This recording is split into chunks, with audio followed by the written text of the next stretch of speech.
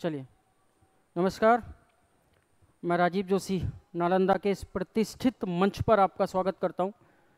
सभी विद्यार्थियों के लिए मैं एक महत्वपूर्ण सूचना लेकर के आया हूं कि जितने भी विद्यार्थी ऑनलाइन प्लेटफॉर्म पर और ऑफलाइन प्लेटफॉर्म पर नालंदा से जुड़े हुए हैं या फिर नालंदा के बाहर भी विद्या अध्ययन कर रहे हैं, उन लोगों के लिए मैं बता दूं कि हमारे ऐप नालंदा एजुकेशन पर ऑनलाइन जो है क्लास शुरू हो गई हैं और इसमें जो हमने बैच लॉन्च किया था यूपी पुलिस का, उसमें लगातार क्लासें आपकी चल भी रही हैं। जीएस भी वहाँ पर चल रही है। ज़बरदस्त कंटेंट के रूप में जीएस आपका, यूपी आपका, विविध आपका, मतलब चौहान सर और लवी राजपूत सर पूरी कड़ी मेहनत के साथ आपके साथ जुड़े हुए हैं, लगे हुए हैं। और मैथ रीजनिंग की क्लासें भी सब इससे द्वारा आ रही हैं, आप तक पहुंच रही हैं। तो मैं पहले ऑनलाइन क्लास की बात करने से पहले मैं आपको ये बता दूं कि हिंदी का एक फाउंडेशन बैच हम ऑफलाइन भी नालंदा आईएएस एकेडमी में स्टार्ट कर रहे हैं। इसके बारे में थोड़ा सा आप जान लें। ये बैच आपका व्याकरण से स्टार्ट होगा भैया। ये व्याकरण से बैच हम स्टार्ट करेंगे। व्याकरण से हम इस बैच को स्टार्ट कर रहे हैं, ठीक है। और साथ ही साथ एक विशेष बात है कि हम शब्दावली की सीट प्रत्येक दिन, शब्दावली सीट मतलब वोकेब सीट प्रत्येक दिन लेकर के चलेंगे। लगभग मैं बता दूं आपको कि 60 से 70 या मैक्सिमम 100 तक शब्दों को हम कवर करेंगे सीट के माध्यम से। और पर डे आपकी व्याकरण की क्लास भी चलेगी। पहले 15 से 20 मिनट में आपका ये चलेगा। इसी बैच में आपका पैट का भी कंप्लीट सिलेबस एग्जाम तक करा दिया जाएगा सीट के माध्यम से ही, ठीक है। और इसके अतिरिक्त मैं आप लोगों को ये बता दूं कि इसमें आपका वीकली टेस्ट भी आपका रखा जाएगा। वीकली टेस्ट भी होगा आपका, टॉपिक टेस्ट भी होगा आपका, मंथली टेस्ट भी होगा आपका, ठीक। पूरी तरह से ज़बरदस्त फाउंडेशन है और ठीक टाइम पर पुलिस के ये सिलेबस आपका पूरा करा करके हम देंगे, ठीक। तो ऑफलाइन भी आप इस बैच को ज्वाइन कर सकते हैं जो यदि संभव है तो। ये बैच हमारा हॉल नंबर 10 में आपको मिलेगा। और अगर मैं समय की बात करूं तो सुबह 8 AM से 9 AM तक ये बैच आपको मिलेगा।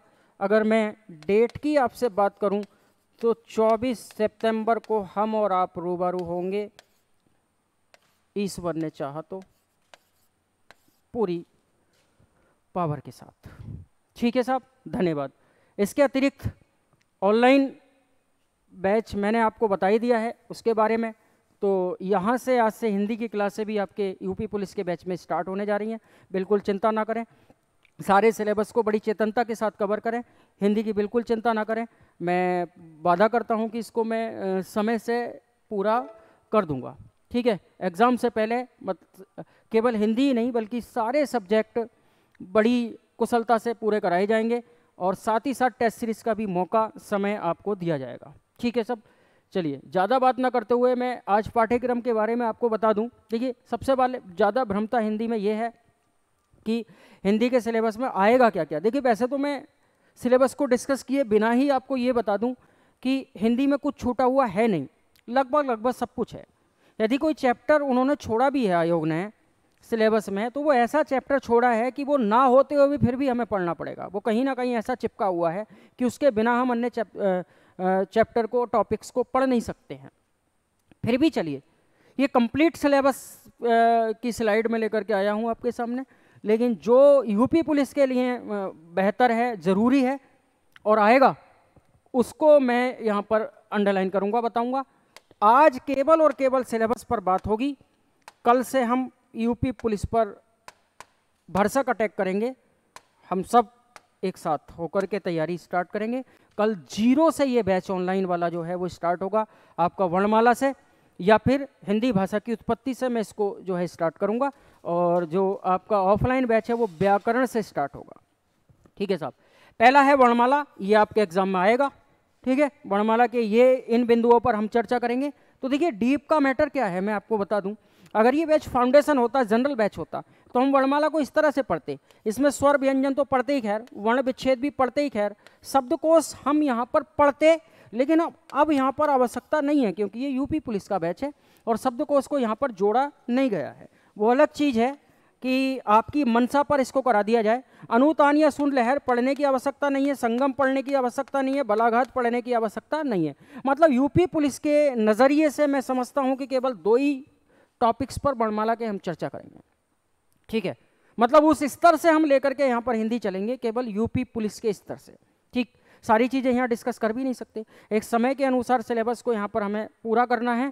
फिर दूसरी बात, उसी कंटेंट को यहाँ पर रखना है, लेकर के सामने आना है जो आपके एग्जाम में आएगा। मान लीजिए फाउंडेशन बैच है तो वो तो हर एग्जाम के लिए कॉमन बैच होता है, उसमें चाहे एपीएस हो, पुलिस हो, आरओ हो, एआरओ हो, ठीक है, फॉरेस्ट गार्ड हो, एएसआई हो, एसआई हो, सबके लिए कॉमन बना करके चलना है, तो हमें सब कुछ पढ़ना होता है। क्लियर। चलिए, तो वर्णमाला आपके एग्जाम में आ रही है साहब, और शब्द भेद जबरदस्त और भयंकर रूप में आएगा। ये तो कोई ऐसा एग्जाम आज तक बचा ही नहीं जिसमें शब्द भेद को पूछा ना गया हो। तो शब्द भेद में से कुछ भी नहीं छोड़ेंगे, पूरा शब्द भेद पढ़ेंगे। तेजी के साथ देख लें, रूढ़ शब्द, यौगिक शब्द, योग रूढ़ शब्द, तत्सम, तद्भव, देशज, विदेशज, संकर। इन पर बात मैं बिल्कुल भी नहीं कर रहा हूँ, यहाँ पर चर्चा नहीं कर रहा हूँ कि क्या होता है संकर शब्द, क्या होता है देशज, क्या योग रूढ़, क्या तत्सम, क्या तद्भव। अदरवाइज तो ये फिर क्लास 3, 4, 5 घंटे की हो जाएगी इसके डिस्कशन में ही। हम एक एक करके चर्चा करते चले जाएंगे। अभी फिलहाल केवल ये जाने कि सिलेबस में ये है, ये क्या है, इतना दिमाग पर चोटें मारने की बिल्कुल भी कष्ट ना करें। तो योग रूढ़ शब्द आ गया आपका, तत्सम शब्द आ गया, तद्भव आ गया, देशज, विदेशज और संकर शब्द, ये आएंगे सब। एकार्थी, अनेकार्थी कुछ भी नहीं छूटना है, सब कुछ आएगा मेरे भाई। विलोम, समानार्थी, पर्यायवाची जबरदस्त रोल में आते हैं एग्जाम में, ठीक। इसके बाद देखिए यहाँ आ जाएंगे, तो यहाँ पर और क्या क्या आपका बच जाता है यहाँ से देख लो। इसको हम स्किप करेंगे, बिल्कुल बिल्कुल स्किप करेंगे। ये आपके स्तर से वनडे के स्तर से भी बड़ी आगे की बात है। शब्द शक्ति हम यहाँ पर नहीं पढ़े, टीजीटी पीजीटी का यहाँ पर गेम है ये, ठीक है। वाचक लक्षक छोड़ेंगे, छोड़ देंगे बिल्कुल, ठीक है। श्रुति सम भिन्नात्मक वही पर्यायवाची समानार्थी में कवर हो जाता है। मुहावरे लोकोक्ति बिल्कुल करेंगे। अनेक शब्दों के लिए एक शब्द, ये आपके एग्जाम के लिए जरूरी होगा। समरूपी, भिन्नात्मक सब एक ही चीज़ है, समानार्थी और पर्यायवाची पढ़ लिए, सबका बेड़ा गर्क हो जाएगा। और विलोम के साथ ही समेट कर ले जाऊंगा सारी की सारी वोकेब को, ठीक है, चिंता बिल्कुल ना करें। उसके बाद शब्दार्थ है, यही वोकेब का पोर्शन है, तो ये सारी चीज़ें पढ़ेंगे। उसके बाद उपसर्ग प्रत्यय है, आएगा एग्जाम में भाई, उपसर्ग भी पढ़ेंगे, प्रत्यय भी पढ़ेंगे, संधि भी पढ़ेंगे और समास भी पढ़ेंगे। चारों चीज़ें आपके लिए मोस्ट हैं, ये एग्जाम में है, ठीक है। चलिए, इसके बाद देखें यूनिट 2, ये वही है, हिंदी भाषा की उत्पत्ति एवं उसका विकास। आपके सिलेबस में ही कुछ इस तरह से लिखा होगा कि भारत की भाषाएं, उपभाषाएं, कुछ इस तरह से, ठीक है। ये सब कुछ वही चीज़ है। तो हिंदी भाषा की उत्पत्ति एवं विकास पढ़ेंगे, विकास क्रम, भाषा विज्ञान, ये है। देखिए ये इसको टारगेट किया गया है, इसको फोकस किया गया है सिलेबस के अंदर, तो इस पर हम ज़्यादा चर्चा करने वाले हैं, ठीक है साहब। चलिए आगे चलते हैं। आगे हम देखो क्या पढ़ने वाले हैं भैया, यूनिट 3 में हम लेकर के आएंगे व्याकरण।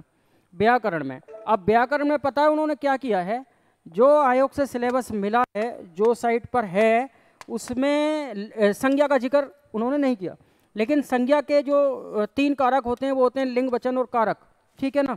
अब माता जी नहीं है तो फिर ये बच्चे कैसे यहाँ पर सरवाइव कर पाएंगे। तो मैं वही कह रहा था कि कुछ तो टॉपिक ऐसे हैं जो हमें पढ़ने ही पड़ेंगे, अगर वहाँ दिखाई नहीं भी दे रहे हैं तो, ठीक है। तो लिंग, वचन, कारक को हम तभी समझ पाएंगे जब संज्ञा पढ़ेंगे, संज्ञा तो हमें पढ़नी ही पड़ेगी मेरे भाई। इसके बाद सर्वनाम भी एग्जाम में है, विशेषण है, क्रिया है, वाच्य है। वृत्ति को हम नहीं पढ़ेंगे, पक्ष को हम छोड़ सकते हैं, ये है नहीं एग्जाम में, क्लियर।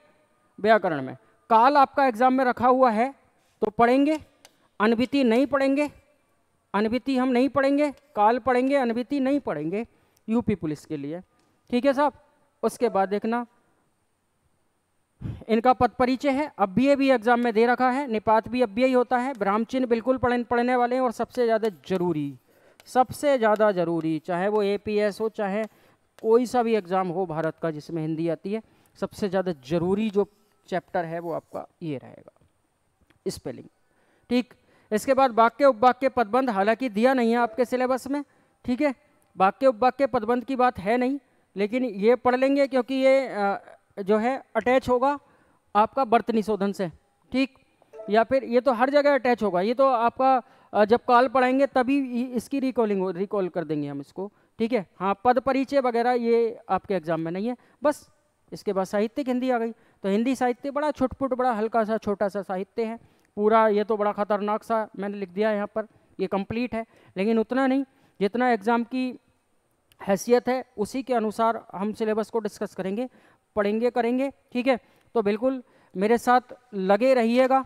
और मैं एक बार बिल्कुल आपसे प्रॉमिस करता हूँ, ये कहना चाहता हूँ कि बादल को समझाना होगा, बादल को समझाना होगा, खुलकर सामने आना होगा, बादल को समझाना होगा, खुलकर सामने आना होगा। बारिश का सिर्फ एक मौसम है, अपना एक जमाना होगा। तू भी वर्दी लहराएगा, तू भी वर्दी लहराएगा, कब तक ठोकर खाना होगा। तू भी वर्दी लहराएगा, कब तक ठोकर खाना होगा। सूरज ने गुस्ताखी की तो चांद जमी पर लाना होगा। सूरज ने गुस्ताखी की तो चांद जमी पर लाना होगा। तू भारत का सूरवीर है, तू भारत का सूरवीर है, तेरा यही कार्य है। राष्ट्र का आंचल हिला डुला तो अपना देश बचाना होगा। धन्यवाद। मिलते हैं कल पूरी एनर्जी के साथ, पूरी पावर के साथ। यूपी पुलिस के लिए बिल्कुल तैयार, बिल्कुल पूरी तरह से आपका बोरिया बिस्तर बांध लीजिए। समझ लें कि अगर पूरी तरह से मैदान में उतरेंगे तो काम बनेगा, होगा, पूरे हौसले के साथ। धन्यवाद।